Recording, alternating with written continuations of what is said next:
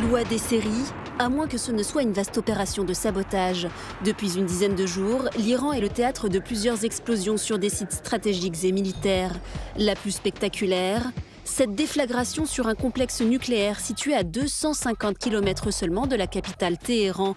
Les officiels iraniens tentent de sauver la face malgré tout. Comme nous l'avons dit à la presse, un accident a eu lieu aux alentours de 2h30 du matin. Mais il n'y a que des dommages matériels. Par la grâce de Dieu, nous ne déplorons aucun mort.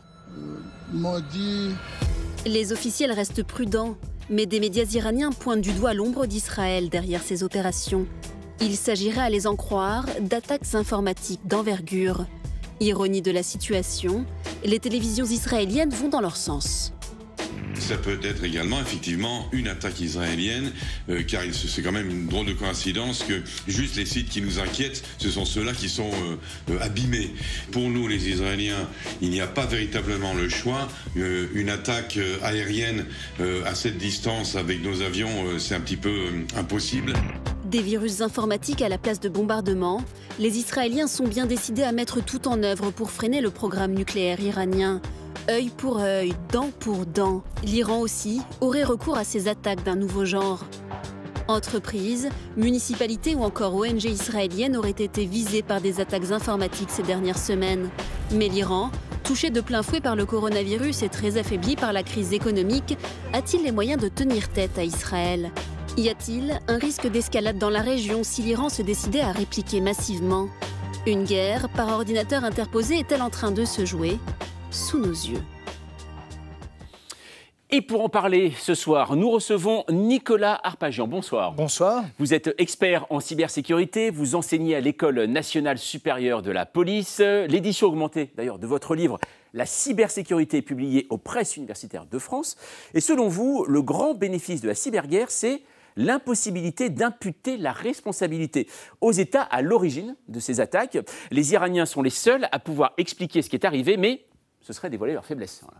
À vos côtés, Thierry Coville, bonsoir. Oui, bonsoir. Vous êtes chercheur à l'IRIS, spécialiste de l'Iran. Selon vous, c'est trop tôt pour porter des accusations. Si elles sont avérées, eh bien, l'objectif, c'est de mettre une énorme pression sur l'Iran pour qu'elle freine son pouvoir nucléaire. Leur seule porte de sortie serait de négocier avec les États-Unis. Et puis, Mariam Pirzadeh, bonsoir. Bonsoir. Vous êtes journaliste à France 24 et ancienne correspondante en Iran. Selon vous, il est clair qu'Israël veut pousser à l'escalade militaire, mais de leur côté, les Iraniens n'ont ni moyens ni crédibilité pour mener une guerre. Ils misent tout sur l'élection d'un démocrate à la présidentielle américaine de novembre. Et pour ouvrir ce débat, eh bien, c'est avec vous, Camille, et une question en 28 secondes d'un de nos internautes. Tout à fait. Cette question, elle va s'afficher derrière vous, Jean-Mathieu. Oui, Depuis la révolution iranienne, ce pays subit divers types de guerres, physiques, terroristes, économiques, politiques. Et maintenant, cyberguerre, n'est-ce pas une énième tentative pour renverser le régime, demande Kamel. Et je vous pose la question, Mariam Pirzadeh.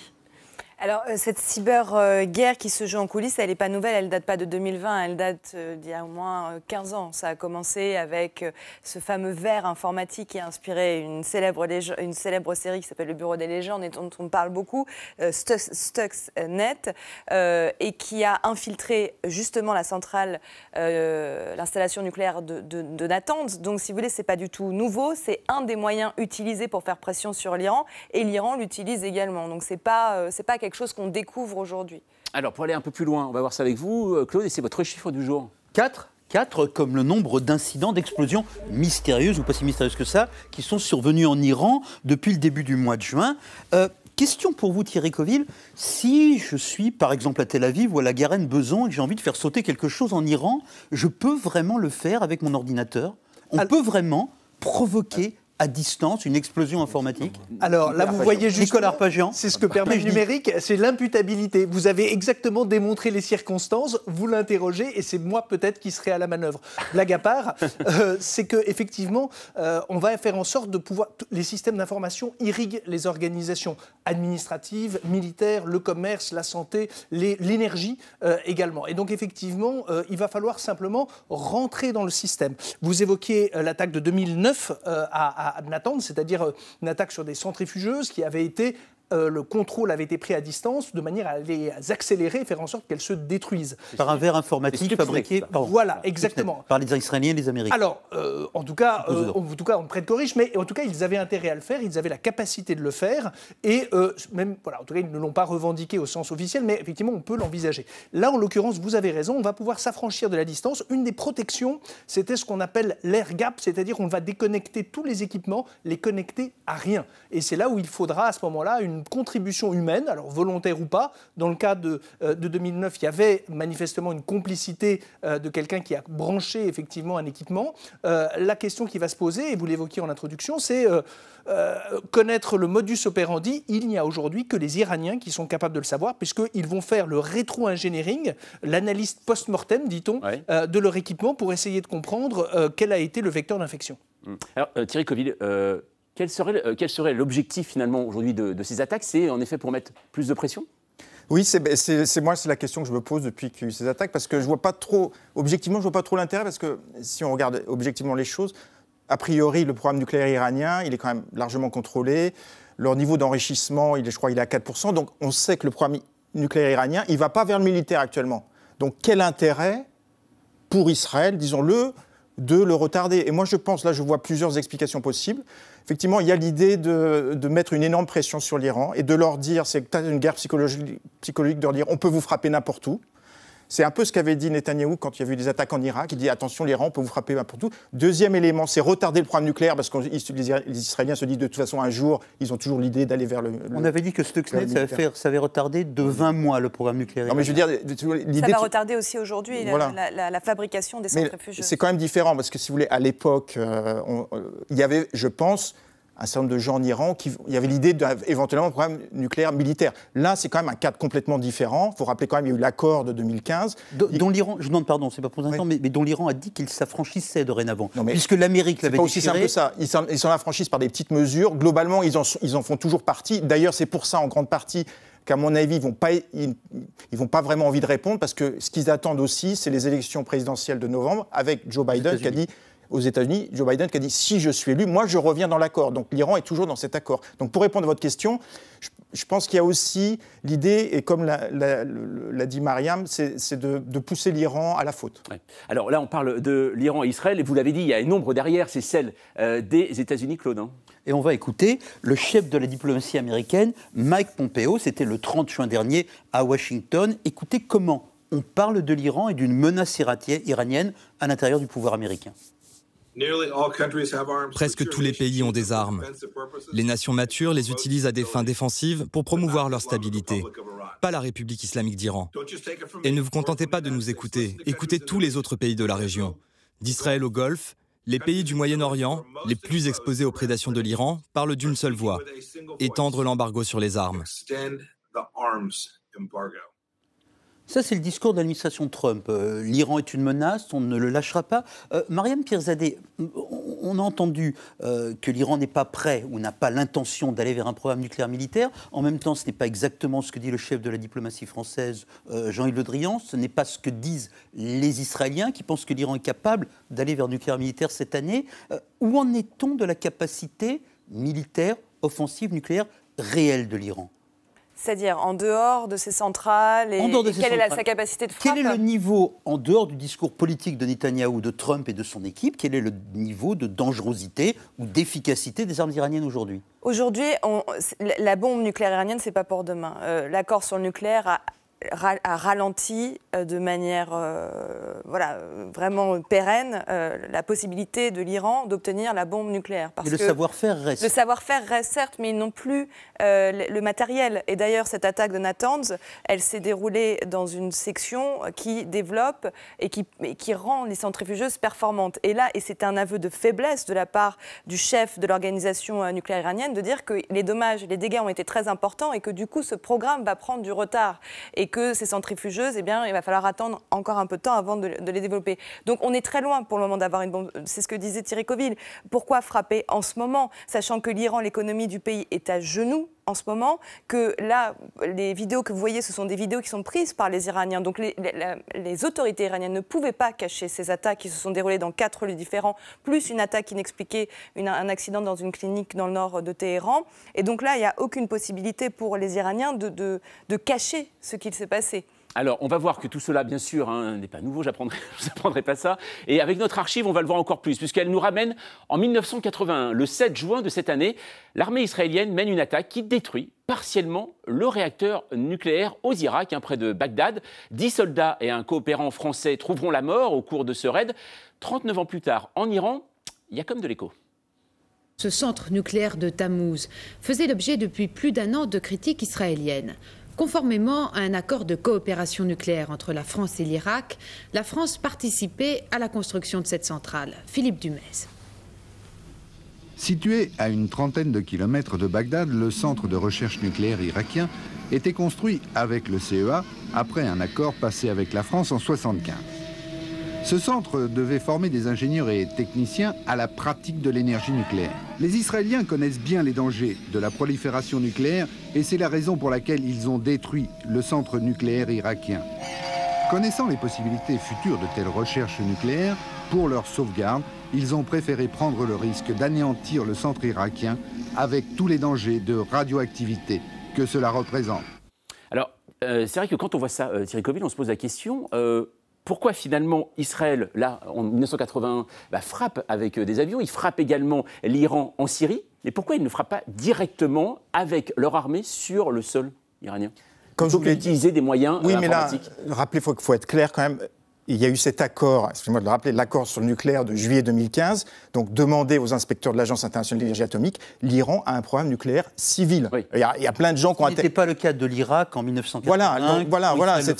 Donc je veux dire, c'est un contexte complètement différent, d'où les questions qu'on peut se poser sur effectivement pourquoi attaquer des usines nucléaires en Iran. Donc il y a pour ça, donc il faut bien le rappeler, l'Iran, et d'ailleurs, ce que je trouve c'est assez contre-productif quelque part cette attaque, parce que ça encourage tous ceux en Iran qui disent, ils ont quand même signé le traité de non-prolifération, ils ont signé cet accord, c'est quand même les États-Unis qui en sortent en mai 2018 et qui poussent l'Iran à réagir en sortant petit à petit. Donc il y a plein de gens en Iran, notamment les durs, au Parlement il y a une majorité de durs qui disent mais il faut arrêter ces histoires, on sort de cet accord, on sort du traité de non-prolifération et là effectivement, alors là je serais d'accord avec vous, on pourra dire que l'Iran ira vers le nucléaire militaire. Donc vous voyez le côté contre... Alors c'est pas ce que j'ai dit, c'est pas du tout ce que j'ai dit. J'ai dit pourquoi justement Israël ne frappe-t-il pas avec son armée régulière plutôt que Cyber-Nicolas Arpagian? Justement parce qu'il va s'affranchir le droit des conflits armés et on a codifié le droit de la guerre. C'est-à-dire que la manière de s'affronter, on a déterminé ce qu'était un état de paix, un état de guerre, ce qu'étaient des victimes civiles, le traitement réservé aux officiers. On a la manière de se faire la guerre est codifiée au niveau des Nations Unies. Là, l'avantage avec la cyberattaque, c'est que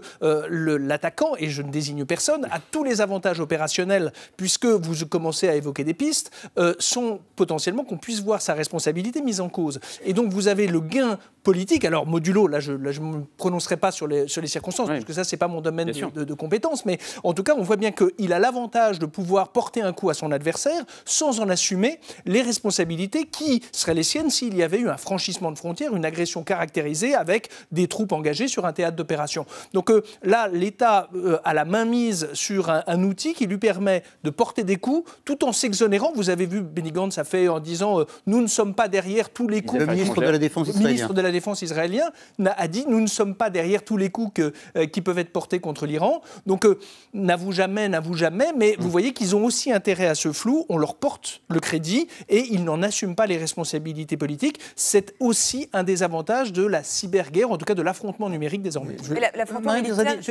C'est aussi un jeu qui se joue à deux. Il y a eu un moment donné des attaques cyber contre des réserves d'eau en Israël. Oui. On a attribué ça à l'intelligence informatique de l'Iran. Oui, exactement. Du chlore devait passer dans les tuyaux et les Israéliens s'en sont rendus compte et arrêté. Mais effectivement, c'est ce que vous disiez, c'est impossible de savoir exactement qui est derrière cette cyberattaque. Est-ce qu'il peut y avoir une espèce d'accord non dit entre Israël et l'Iran qui est on ne se fait pas la guerre directement, si ce n'est en Syrie, mais on se fait une cyberguerre? La guerre, elle existe déjà. Elle existe en Irak aussi. elle existait en Irak aussi, lorsque les milices pro-iraniennes d'Irak sont touchées par les Israéliens sur le territoire syrien ou alors en Irak. Je veux dire, l'affrontement, il existe déjà depuis de nombreuses années, sauf que ce n'est pas un affrontement direct.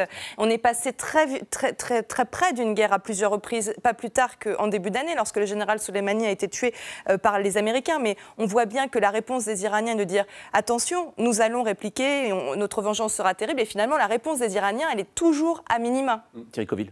Non, parce qu'effectivement, je pense c'est dans un contexte géopolitique de rapport de force. Et là, on voit très bien quand même les Israéliens qui bombardent régulièrement et qui tuent des soldats iraniens régulièrement en Syrie, qui ont lancé des attaques en Irak. Donc là, ça va encore plus loin contre des milices pro-iraniennes. Donc il y a cette idée de rapport de force. Et effectivement, je pense que dans les... Alors là, moi, je ne suis pas du tout spécialiste des questions militaires, mais il y a l'idée du côté israélien qu'il y a un contexte favorable, effectivement, un Iran affaibli, le feu vert américain, très clair, jusqu'en novembre. Et l'idée aussi, c'est un rapport de force, mais ils savent bien, du côté israélien, que l'Iran ne veut pas vraiment la guerre. C'est ce qu'ils ont dit plusieurs fois. Donc il y a l'idée jusqu'où on peut aller. Et c'est là, effectivement, qu'on est dans un jeu assez dangereux, parce qu'à force de dire jusqu'où on peut aller, là, c'est quand même si c'est avéré, alors c'est quand même une attaque, un bombardement dans le pays même, si vous voulez. Donc là, effectivement, il y a toujours l'idée, est-ce qu'un des deux pays ne va pas franchir la ligne rouge à un moment, quoi. Alors, Camille, on se rend compte aussi, de plus en plus, que l'Iran et Israël ne seraient pas, il faut mettre ça au conditionnel, ne seraient pas les seuls pays, justement, à pratiquer cette cyberguerre et ces cyberattaques. Loin de là, le dernier exemple en date, c'est le 19 juin dernier, l'Australie qui s'est dite victime d'une large attaque informatique visant des administrations, des partis politiques, des services publics, des grandes entreprises. Le gouvernement australien soupçonne un acteur étatique, à savoir la Chine. Et parmi les nations qui se sont fait une spécialité de ce type d'attaque, il y a évidemment la Russie. On se souvient de la présidentielle américaine de 2016 où des hackers russes avaient visé le Comité national démocrate. En mai dernier, c'était au tour de l'Allemagne d'accuser la Russie d'avoir mené une attaque contre le Bundestag et la chancellerie. Et la France tient les Russes pour responsables d'une cyberattaque ratée contre une ferme éolienne qui aurait pu mener début 2018 à un blackout énergétique, sans oublier la divulgation des emails de l'équipe de campagne d'Emmanuel Macron en 2017. Il n'est pas exclu d'ailleurs que la Russie apporte son aide au département de cyberdéfense iranien dans le cadre de leur accord de coopération militaire signé en 2019. C'est un nouveau champ de bataille. La moindre tension géopolitique s'accompagne désormais d'un volet cyber, explique au magazine L'Express un expert en cybersécurité. Alors est-ce qu'on est à l'aube d'une sorte de troisième guerre mondiale qui se déroulerait virtuellement sur le réseau global, Nicolas Arpachon? Alors, en général, aujourd'hui, l'arme numérique, elle est utilisée en amont, en accompagnement ou en amplification. En amont, parce que justement, ça permet de faire ce que pourrait qualifier presque de guérilla numérique. Moi, j'avais fait il y a quelques années un livre qui s'appelait La cyberguerre. La guerre numérique a commencé, et des discussions à l'école de guerre. On me disait, mais quand même... Bon, effectivement, c'est vrai que la question de la guérilla, le principe de la guérilla, c'est quand vous avez des groupes isolés qui vont venir harceler une structure établie, alors un État, une force armée éventuellement. Et c'est vrai que ça devient pour des éléments où chacun peut toucher en plus à la fois les institutions militaires, comme c'est le cas en principe dans le cas des conflits conventionnels, mais également les activités économiques. On voit qu'on peut déstabiliser, vous parliez de l'énergie, un pays sans électricité, vous voyez bien les dysfonctionnements, les atteintes à la santé publique, les atteintes à la disponibilité des ressources comme même les ressources bancaires, éventuellement l'alimentation, et donc il y a un effet amplificateur. Vous parliez également dans le cas de l'attaque, à un moment l'organisation iranienne a publié des photos. Oui. Et donc vous voyez qu'on est également dans une logique d'information. Elle veut montrer, et on est bien sur les deux piliers de la cyberguerre, ou en tout cas de l'affrontement, les infrastructures, les équipements, mais également l'information. On va victimiser, ou en tout cas montrer, vous voyez, nous avons été agressés de manière à donner corps, parce que si c'était qu'une stricte attaque informatique, c'est difficilement matérialisable. On est bien sur cette logique-là d'affrontement, en tout cas ce qui est certain à n'en pas douter, et là c'est pas une histoire de grand pays, petit pays, tous les États cherchent déjà à se défendre, donc ils sont obligés d'investir dans une expertise, mais également de soigner leur offensive. Claude ? Mariam Pirzadeh, est-ce que l'Iran se prépare à cette guerre? Est-ce qu'elle est soutenue par les Russes?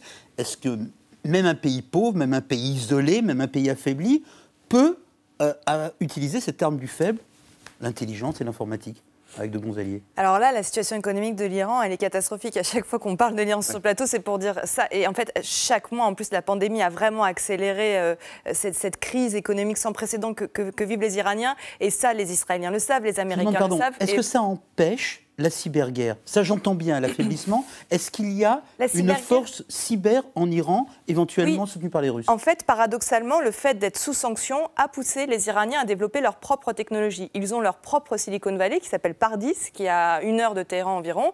Ils ont toutes les applications que nous, on a, mais version iranienne. Donc, si vous voulez, ça les a complètement poussés à être autonomes. Donc, c'est très, très probable qu'ils aient développé cette capacité-là, et ils l'ont prouvé encore récemment en Israël, vous en parliez. Donc oui, c'est une possibilité. Maintenant, d'un point de vue militaire, l'Iran n'a pas les moyens, et d'un point de vue aussi de crédit auprès de la population, n'a pas les moyens d'engager une guerre. Les Iraniens se préparent, déjà ils vivent, ils le savent, ils sont passés très près d'une guerre au mois de janvier, et chaque jour, dans l'esprit d'un Iranien, c'est peut-être que demain on va être frappé d'une guerre. Donc ça, la population le sait, mais là, honnêtement, les caisses de l'État sont vides et elles peuvent tenir grand maximum jusqu'à la fin de l'année 2020. Thierry Coville, si l'Iran est dans un tel état d'affaiblissement, quel intérêt pour le régime de continuer à dire de temps en temps qu'il veut détruire la structure étatique israélienne, de faire des attaques cyber, qui fait qu'il y a des messages sur la destruction d'Israël qui arrivent dans des ordinateurs israéliens? Pourquoi continuer de défier un pays qui est allé aux États-Unis, qui est beaucoup plus fort que soi? Ben ça, c'est l'histoire de la République islamique d'Iran. Je veux dire, il y avait beaucoup d'idées comme quoi l'esprit révolutionnaire, justement, contre Israël, contre les États-Unis, cette idée aussi liée au schisme révolutionnaire, c'est-à-dire on prend la défense des faibles contre les oppresseurs, etc., que ça allait se calmer, etc. Et je pense que ça reste vivant en Iran. Hein, je veux dire, je pense que ça reste vivant en Iran. Alors, c'est pas la majorité de la population, mais il y a le cœur du régime, hein, les plus durs, les pasdaran. Là, on vient de parler des élections parlementaires en Iran. Je vous donne un exemple. Zarif, qui est partisan de l'accord, qui a négocié cet accord sur le nucléaire, il s'est fait insulter récemment au Parlement devant des gens qui lui disent « Vous êtes un traître au pays, pourquoi avoir signé cet accord, pourquoi faire partie du... Il faut quitter le TNP, etc. » Donc pour répondre à votre question, je pense qu'il reste un esprit révolutionnaire en Iran. C'est un pays assez complexe.